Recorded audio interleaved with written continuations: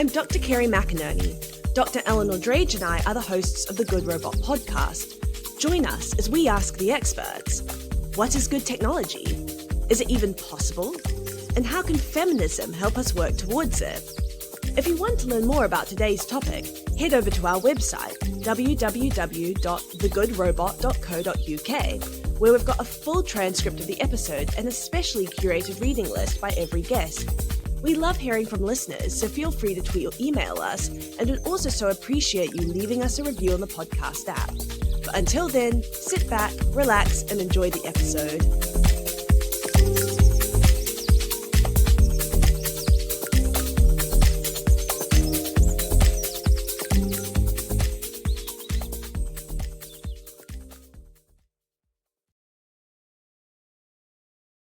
In this episode, we talk to Amy Gaeta, a researcher at the Centre for Drones and Culture and the Leverhulme Centre for the Future of Intelligence at the University of Cambridge. Amy interrogates how gender shapes and is shaped by the way we use drones, from how masculinity operates in drone hobbyist communities through to how drones are being used currently in pornography.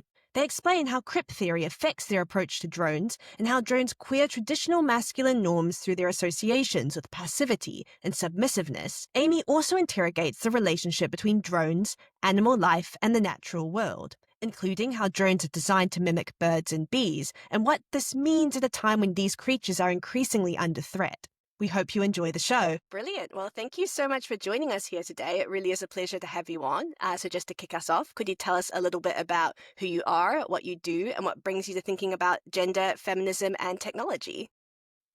Yeah, my name is Amy Gaeta. I'm a researcher at the Leverhulme Centre for the Future of Intelligence, as well as the Centre for Drones and Cultures at the University of Cambridge. And my work is very broadly rooted in the humanities, but I'm a transdisciplinary researcher devoted to developing more feminist and anti-ableist approaches to really developing the stories that we can tell about human-technology relationships under the conditions of war, surveillance, and authoritarianism, broadly speaking. And a lot of my work uses the body and emotion as starting points for being able to tell those stories, but also reevaluating the ways we think about human tech ethics. So what brings me here, especially in my relationship to feminism and gender, ultimately a lot of my work comes from a kind of annoyance. They're really one-sided stories and moral profiles that we, broadly speaking, to use the royal we, attached to technologies. Most of my work is structured by a feminist queer methodology, which aims to complicate things and really refuses to settle whether technology is good or bad into an either or category, which I contend is a particularly kind of queer position. And as I mentioned, a lot of my methodology focuses on the body, the emotional, and really the personal as a form of testimony, trying to locate a site that can sit between the local and the global, as well as the minority and the universal, and being able to hold both at the same time is my broader aim of my work. But this also really means recuperating associations with women and queer subjects that have been deemed unproductive and bad and even dangerous. So associations like passivity or weakness, submission, of course, vulnerability, which has been widely reclaimed by feminist theorists. So in my work, I typically approach gender as a structure. So not necessarily looking at how people of a certain gender use technology, but really how gender shapes the way the technologies are imagined, designed, and used. So, for instance, rather than ask how, say, disabled women with prosthetics experience stigma and hypersexualization, I would instead scale outward. And I would say, okay, what are the social and political conditions that even result in female prosthetic users being fetishized at all? And what is it about that technology in particular that adds a certain element of desire? So it's kind of very broadly how I do, but I think I'll speak more about my relationship to feminist materialism later on. And your work is super Thank cool. you. We have the pleasure of working with you at CFI. Can you answer now our big three good robot questions? So what is good technology? Is it even possible? And how can feminism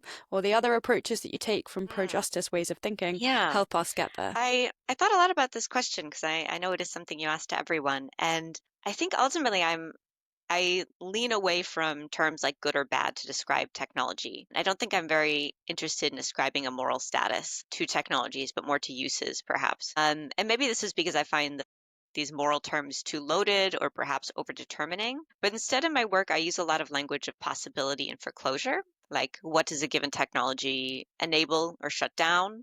And I'm really interested in understanding the politics of a given technology based on the amount of liberation and improvement to quality of life it can afford in a context. So that kind of possibility. In my work, I tend to use language of possibility and foreclosure to describe the given merit of a technology. And I'm really interested in understanding the politics of a given technology based on the amount of liberation and improvement to quality of life it can afford in a context. And then regarding foreclosure, I tend to consider how a given technology, such as a small drone or an iris or an identification scanner, which may scan someone's eye, may reproduce hegemony more than it disrupts it. And in many ways, this may come across as a really classic utilitarian ethics where I'm interested in doing the most good for the biggest number of people. But I think my approach is a lot messier, actually, and is really centered on the imaginary and the speculative. So when I think about possibility and foreclosure, or maybe I say is good technologies or bad technologies, instead thinking about,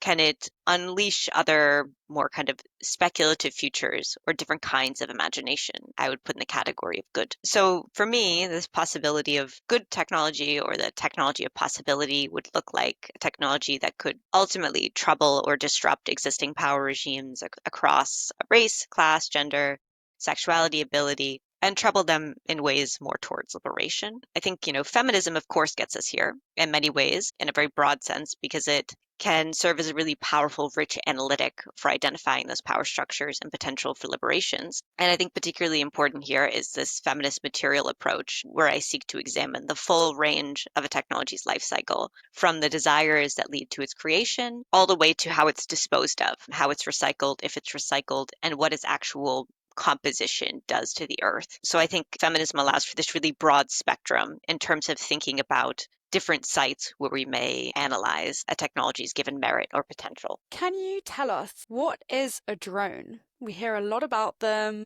We may have something particular in our minds when we talk about drones, but actually, what really is a drone in its bare bone form? Yeah, so I can give you a very technical definition, and then I can give you my more theoretical definition here. On a technical level, a drone is some kind of unmanned vehicle. It could be land-based, it could be aerial-based, a lot of underwater drones. There's no specific design specs, such as a certain type of propeller or operating system that really defines it. It really is some kind of remote controlled or semi-autonomous unmanned vehicle, broadly speaking. And this really is what gets to my interest in drones, where this term is so broad to the point where the drone can almost be anything.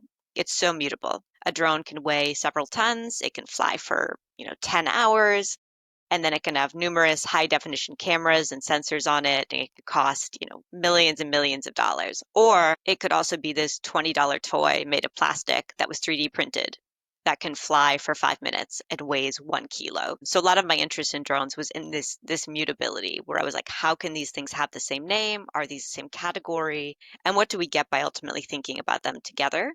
Which is where a lot of my work comes to collide with thinking about desire ultimately. And drones really, as I theorize, as this tool for projecting and being able to play with one's own desires, seemingly without vulnerability. And of course, we see this in a military context. This is much more pronounced and has a very kind of tactical advantage, right? Where a military can quite literally act without being acted upon. But I think a lot of good work has been done in troubling that and thinking more careful about the vulnerabilities of drone warfare on the side of the people actually conducting it as well. My work really looks more at civilian drones and thinking about their legacies in militarism. But I understand drones ultimately as desire because of, like I said, that mutability to them, and all the different ways that they can be used and the kind of competing narratives about them. But also, as I'll maybe talk about a bit more, in kind of hobbyist communities where people really do understand drones as extensions of themselves and do use them to directly act out various kinds of attachments that they wish they could have in the real world, whether that's a romantic attachment, an attachment to an animal or a fictional character or a child.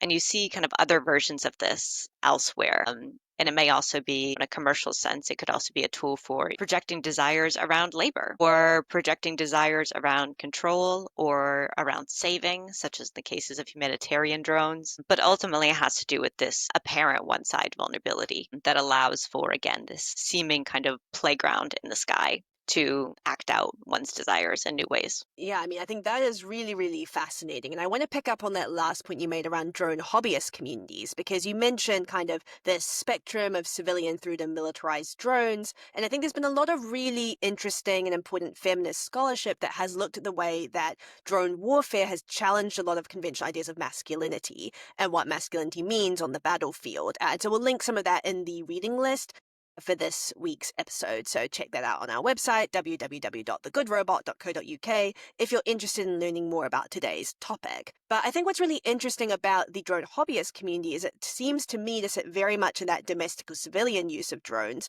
and yet it also is really troubling and problematizing the way that we think about gender and gender roles. Everything that you're saying about desire, attachment, relationship are inherently deeply gendered. And so I would love to hear a bit more on the way that you think that gender is configured in these communities. I'm particularly interested in masculinity. So how does masculinity shape the drone hobbyist community? Yeah, it's a good question. I'd say demographically, there are no hard numbers on what is the demographic makeup of drone hobbyist communities, and it's even hard to kind of pin down what is a hobbyist communities because drone cultures are spitting off into a bunch of different directions where some people have these photography groups and they might understand that as a hobbyist community, or drone racing leagues are getting increasingly popular and some people consider that a sport or other people would say it's a hobby. So it's a bit of an amorphous term that I use. Their drone communities, the hobbyist communities, are typically very big in countries that are also world powers. So the US, China, Japan, the UK, and increasingly in Russia and Ukraine. And I think after the war, we'll see more hobbyist communities because right now, obviously, it's focused on wartime efforts. And many of these people are men. This is true. And there's some great work that I can definitely link from Catherine Maurer and Julia Hiddlebrand on this that I think paints a more comprehensive image of civilian drone cultures and the kind of types of people that make them up. So, the way drone hobbyist culture, which hasn't been studied too much, but when it is, it's typically studied along a couple lines. One, there's a very strong, important reading here about civilian drone cultures and hobbyist cultures as a kind of masculine neocoloniality. And much of the marketing for small hobby drones, more commonly known as quadcopters, you will see this language that is all about mastery and control and aerial exploration just for the sake of it. And there is tons of cases as well that kind of reify this discourse here. Cases of drone hobbyists disregarding the privacy of others, of flying into no-fly zones, and not doing it for any kind of, political reasoning, but just because they wanted to do it. And this is, the way we can read in this kind of masculine neocoloniality, this discourse of like controlling from the sky. And again, you can see that absence of real vulnerability there is quite important. There's no physical harm to them, but I'll touch on that more in a moment. There's also been some really great work on civilian drone communities in the US, hobbyist communities as really laden with these techno like masculine obsessions with expertise, and there's a whole subculture around like being able to build the best drone and do it yourself drones. So my interest in these communities is ultimately in masculinity and how it constructs many aspects of these communities, but also how the drone hobbyist attachment actually queers masculinity in some ways. So for years I studied drone hobbyist forums associated with these really popular hobby drone models made by DJI, and a lot of these forums gained traction right around, we'd say, like the height of the drone warfare era in terms of discourse, not necessarily in terms of numbers. So during Obama's presidency, so like early 2010s especially. And what's interesting about these communities is there's all the things you would expect from toxic masculinity. People are saying not great things about women. They're challenging each other to drone racing. They're kind of showing off their technical skills and expertise in all these ways. But what's more interesting is the really loving attachments that they ascribe to their drones, that they feel towards them. So this takes place in many ways. One of the most interesting, I think, is mourning. So a big function of these hobby forums is lost and found. So if somebody loses their drone, let's say, I don't know, in Toronto, you might see a post where someone says, oh, like I lost my quadcopter today. It's this model. I lost it in downtown Ontario at this park. And then they'll go on mourning this drone. And there's various types of things that they may say in response to this. They might say things that ascribe an agency, such as like, oh, the drone wanted to just leave home and go on its ventures by itself. Or they might say something like, oh, RIP my drone. Like, I'm never going to be able to replace this buddy. And there are other posts on these forums where they talk about how they named their drones, such as naming it after their wives or girlfriends. Animals, certainly. There's a lot of talk about their drones like growing up, and that's how they describe them becoming more technologically advanced. So I became really interested in these kinds of attachments as ultimately in some ways reinforcing this kind of really toxic masculine impulse to project your kind of desires onto an object. I think that's certainly the case here, especially in the case where they talk about the drones kind of being a stand-in for their wife or something like that, or lying to their wife because they need to go play with their drone or something like that. But on another level, I'm shocked by how much they let these inanimate objects affect them emotionally. And this is where I think a really kind of interesting potential comes in here, where we can tell new stories about the kinds of relationships that people may have with drones that push against that narrative of one-sided vulnerability, where here are people in the hobbyist communities that are interestingly both kind of like the kind of target of their drone and also the user and the controller of it. So it really complicates a lot of those binary ways of thinking about drones. Wow, people do all sorts of things. Another really crazy thing that I tell people about when I talk about your work is drones and pornography. And I have to say I've had a good search on the internet, probably very weird mind. When I heard that this is what you look into, I was thinking that people are having sex with drones, which fortunately is not the thing, right? So can you tell us what the relationship between drones and pornography is, why people use it, kind of what the desire, the attraction is, and what the kind of appeal of the drone is in that context, and also how that affects gender? Yeah, so drone pornography is a growing genre, I would say, and it also really came to light again around that same time when drone warfare was at its kind of point of discourse in popular media and discussion around the ethics of it, which I think is a quite interesting context. And drone pornography as a genre is quite interesting. It really falls into a couple categories, I would say. So one is the drone is a filming device. So this is using a drone to take some kind of aerial view of people having sex. There's obviously a kind of voyeurism you can read into that, which is usually the main point of the kind of pornographic content, such as using a drone to film two people, unknowingly, I hope, unknowingly being filmed by the drone while they're having sex. The second is when the drone becomes some kind of character in the pornography. Wait, you hope or you don't hope? I hope that the people know they're being filmed. Right, okay. To clear, I hope everything is consensual and there is no real violations of privacy going on. This is my yes. Yeah, so the second is the drones becoming kind of characters in the pornography. So this takes place in both kind of like literary erotica as well as various kinds of like fan art. And then there are a few pornographic films of this where the drone becomes a character in the sense that sometimes you can see it in the frame rather than it being the filming device. So again, there's a voyeurism there of, oh, this drone is filming these two people having sex. There might be someone spying on them. Or, which I think is more interesting and ultimately my interest, is the drone is used ultimately as an erotic object. So there are sex toys that are attached to drones that people may be using while the drone is hovering a bit or is just on the ground. And then there's a growing number of self-published erotica novels that either take place in drone command centers, for instance, in a warfare context, or there's kind of these like magical drones that,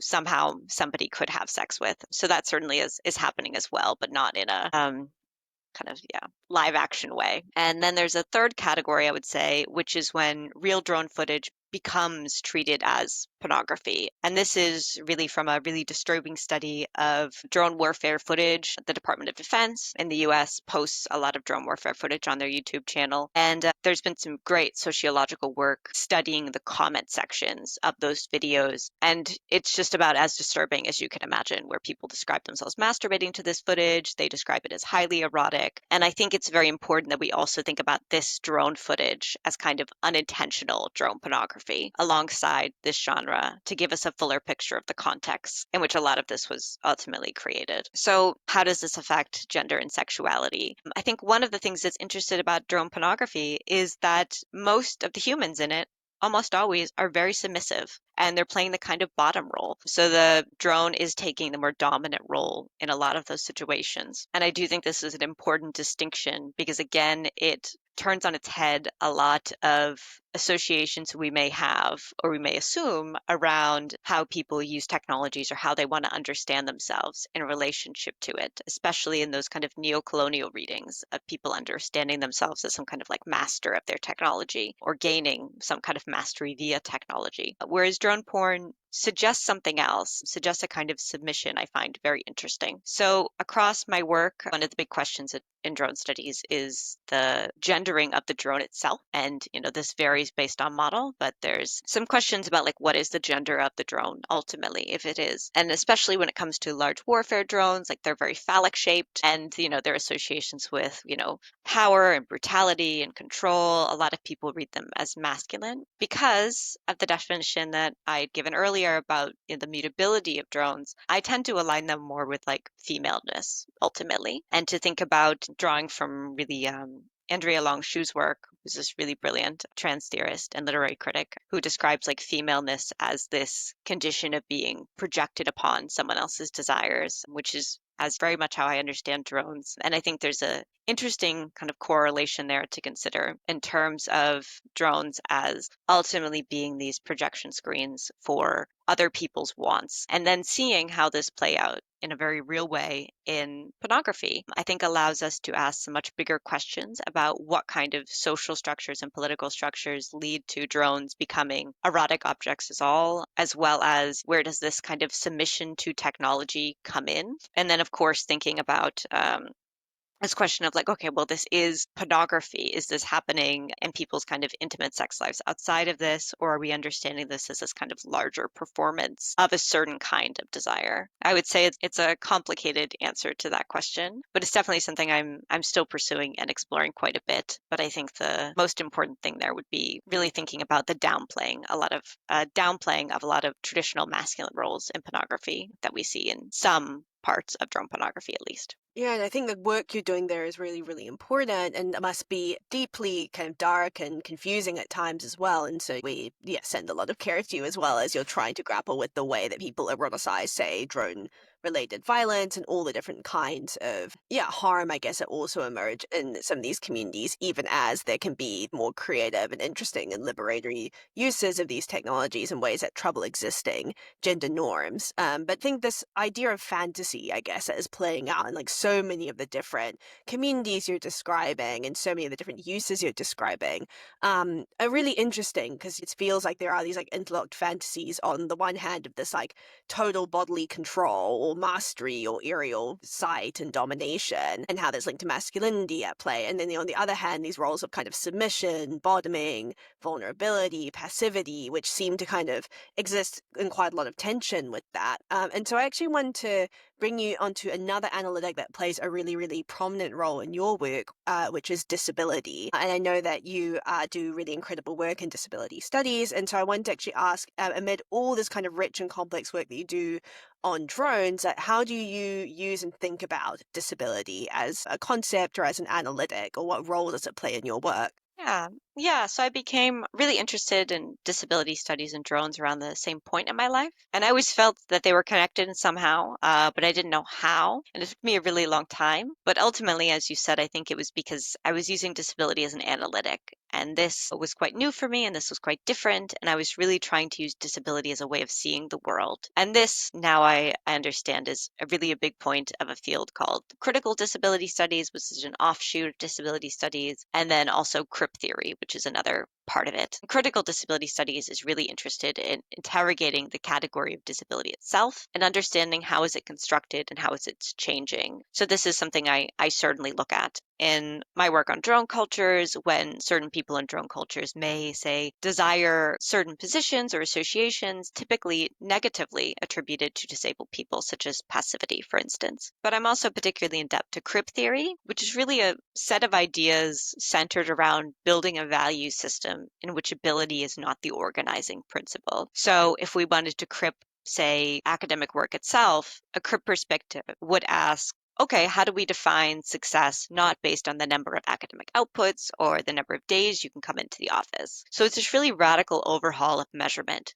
that ultimately gets us away from toxic individualism and equating productivity with worth. So in a study of technology, this would mean really attending to technologies that break or fail, or maybe technologies that just kind of suck, right? And taking them very seriously and trying to understand what kind of potential they have besides their use they've been designated. But this also applies to the people that use them, especially people who use technologies in ways that may decenter or limit or augment their ability, such as I argue is the case with drones. And many people seem to also kind of desire that augmenting of their ability or limitation of it. So instead of having this moral panic about the downplaying of human ability, crip theory would say, okay, let's slow down and ask what other types of values are at work here, and is there something we can salvage from that? Is there something politically viable in it? And of course, disabled people just have these really unique, politically and morally ambiguous relationships with technologies, as many of us, rely on them to live. And their knowledges have also really been foundational in shaping my approaches to tech.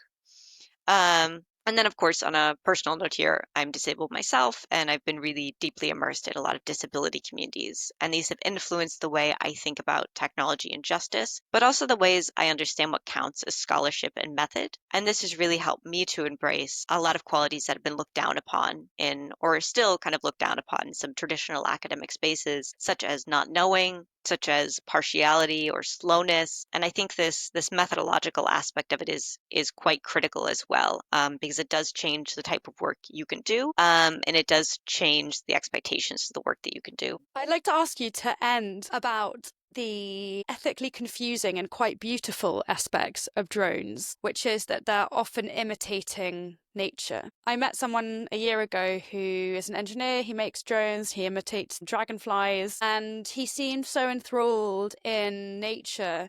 And I found it very difficult to listen to because I wasn't really sure what I thought. So can you tell us about that kind of the more than human aspect of drones? Yeah. So a growing aspect of drone design is the field of biomimetics, which is this branch of design that takes inspiration from the natural world, or what I would call the more than human world. Biomimetics has been very influential generally on everyone's life, such as Velcro, which is a famous, you know, invention of biomimetics. So some people try to adapt qualities such as, oh, how do mountain goats stand so well on these rocks? And what if we could mimic their hooves in tires or something like that? And then there's a more kind of extreme end of biomimetics where you're mimicking the entire animal or the entire plant or insect, whatever it may be. So in drones, this often takes shape in various kinds of flying animals. And there's a practical reason here, which is that designers always want drones to be more robust and more agile. Drones are typically not great in the wind, especially smaller drones. A lot get caught in tree branches, something happens with their navigation, etc.